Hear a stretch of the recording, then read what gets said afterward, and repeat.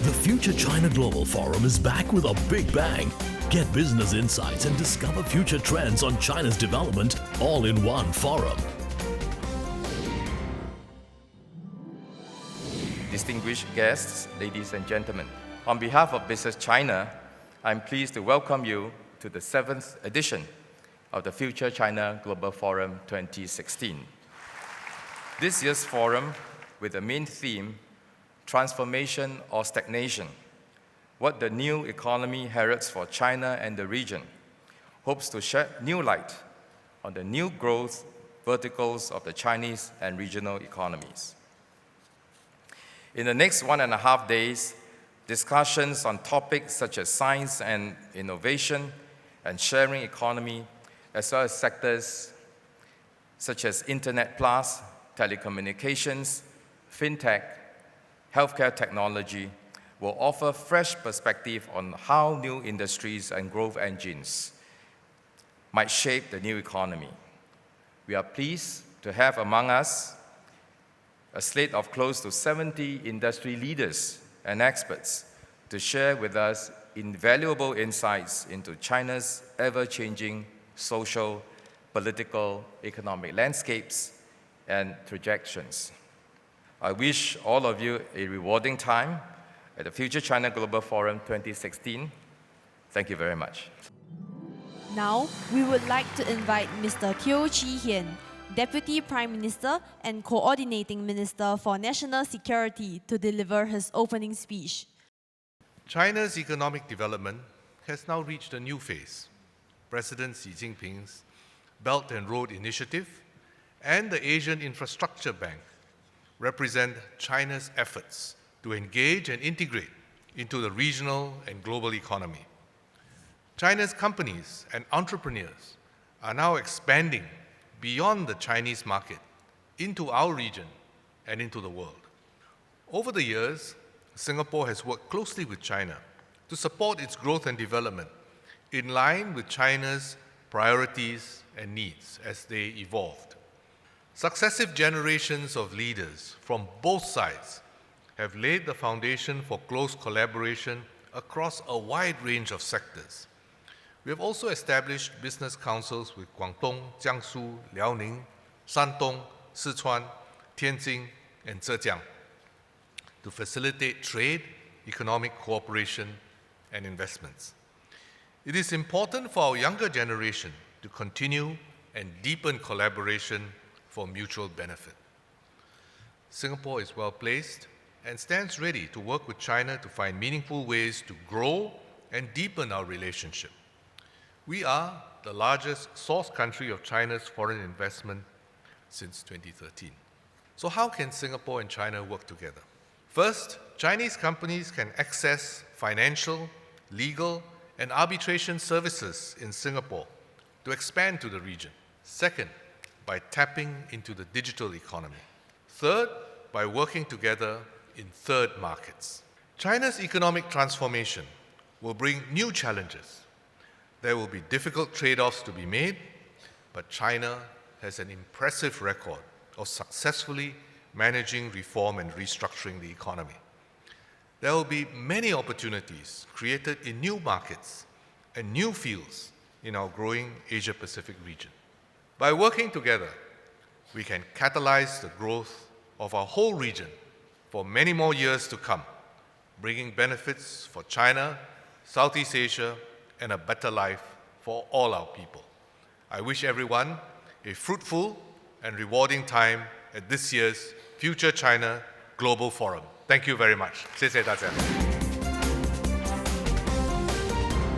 Since 37 years, since China started its reform process, it might not be exaggerating to say that this might be the most challenging time for China.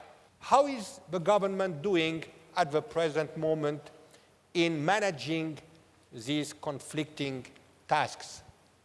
How it is making sure that while promoting the new economy, promoting the restructuring, it will not increase the wealth distribution gap that is already a big problem in China. As the Chinese economy enters a new normal, China has faced with many challenges, such as big downward pressure, diverging economic trend, and rising financial risks. Old drivers of growth are losing steam, but new ones are not yet up and coming. China's economic data for the first half of 2016 just released several days ago. China's GDP grew by 6.7%. Many are following very closely on China's Belt and Road Initiative. Since its inception 3 years ago, more than 70 countries and organizations have joined in this initiative. China's reform and opening up over the past 3 decades and more has never been plain sailing. Yet, by overcoming difficulty, China has grown all the way to the second largest economy. 在经济转型这个过程当中啊，我们来怎么发挥作用？我觉得我们的作用啊，可以这么来理解：是引领、促进和支撑。更具体一点说呢，做2件事情。一件事情呢，就是要打造一个创新发展的生态体系。日常生活当中，大家都知道，蘑菇不可能在沙漠上长出来，要在森林里长出来，所以要有一个很好的生态体系。另外一头呢，就是资本的海洋，也就是我们说啊，从 IP 到 IPO 的这样一个canal 这个运河。那么这个河里面运什么东西呢？就是我们要做的第2件事。就是我们要推进一些新兴产业的发展。When we look at the present situation, Tier 1 and Tier 2 cities are doing well. A key issue is what is happening in Tier 3, Tier 4, Tier 5 cities, where the brunt of the economic slowdown is being felt. Urbanization, I think it's a very complex process. I think in most Chinese cities, urbanization has been taking on 2 kinds of manifestation.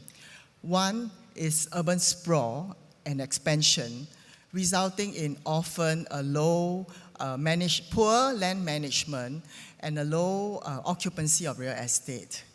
The other way is, of course, an over-intensification of city center, giving rise to traffic congestions and environmental pollutions. And the Chinese government is fully aware of the situation and the need to seek a sustainable growth. Moving forward, the trend has to be what I would call intensification through decentralization, in trying to realize this type of city cluster and an integrated development model. And of course, therein will lie the opportunities for the 3rd tier, the 4th tier city to grow together within the city cluster. So opportunities are there in this city to even out the economic divides across the country. There are, of course, about 1.4 billion people in China. 700 million of them, more than 50% of them, are on the internet, which is important as I come to the digital economy. 225 million of them are in the middle class, according to McKinsey. 120 million trips out of China, last statistic that is said. So it is a mind-boggling figure, and there are a few dimensions that I thought I would share with you. One is on demographics. Actually, China is aging, and aging at a rapid rate, right? By 2025, about a quarter of the Chinese will be above 65. Of course, good jobs and expectations is the next thing, right? As more Chinese are better educated and aspire, and especially if you move to a service industry job, service based economy. How is the Chinese government and the economy going to create enough good jobs for people and the aspirations to meet that? Don't forget, 225 million of them are already in the middle class.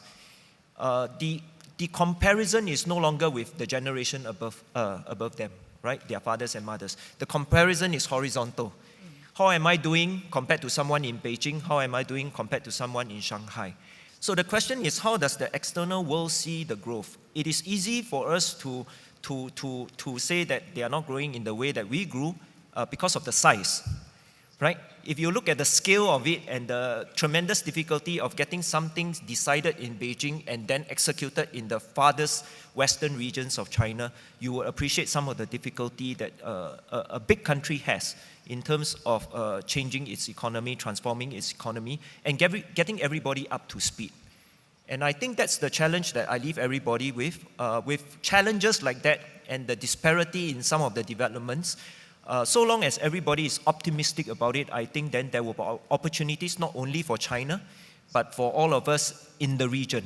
I think from what has been mentioned about the kind of ways where China needs today to address its demographic challenge, because it could become a huge sword of Damocles hanging over China's development. And this notion that today the issue and the challenge is creating new jobs, is creating through healthcare, environment care, high-speed transportation, the kind of things that will allow the generation to compare in a positive way what they are achieving, what they can expect to achieve, not comparing with what their parents have, but with what their peers have is in most privileged regions of the country. But at the same time, I think so far what we see, as has been mentioned, is determination, is hunger to address these challenges, and is the accumulated experience of managing 37 years of spectacular growth. So I would like you to join me in thanking our first 4 speakers for this opening plenary. Thank you very much. The Future China Global Forum is organized by Business China with support from our sponsors and partners.